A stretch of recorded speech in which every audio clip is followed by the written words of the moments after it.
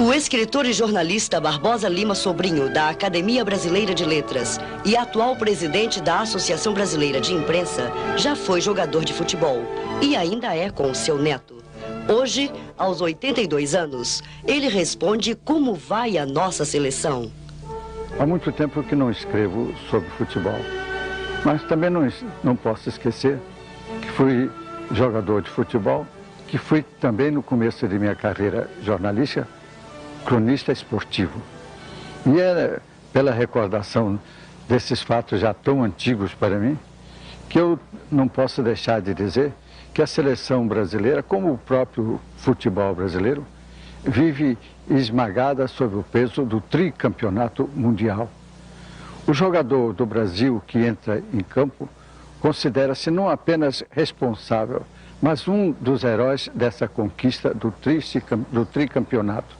E daí vem a máscara com que ele, em geral, se apresenta, na preocupação de um jogo pessoal que raras vezes deixa de fazer, mesmo quando já sabe que o futebol exige cada vez mais um futebol solidário, em que todos se ajudem uns aos outros e o pratiquem realmente como um conjunto e não apenas como uma equipe isolada.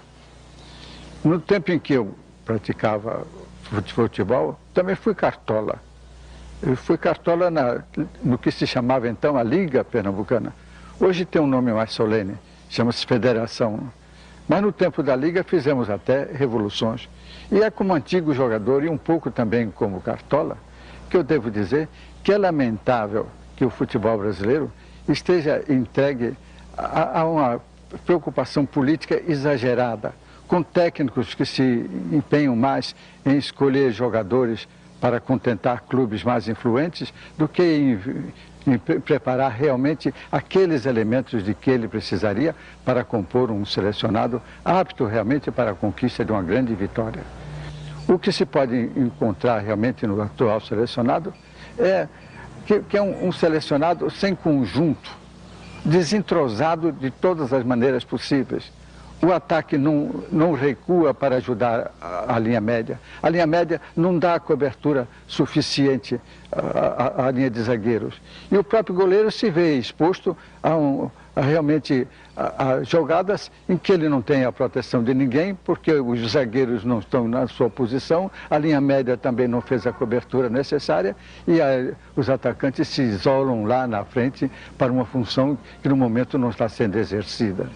Esse é o mal maior, a falta realmente de conjunto no selecionado brasileiro, porque eles têm, embora descoberto o que eles chamariam um bode expiatório, que é o Edinho, a falha é de todos, mas só se fala nas falhas do Edinho como se não falhassem também os outros.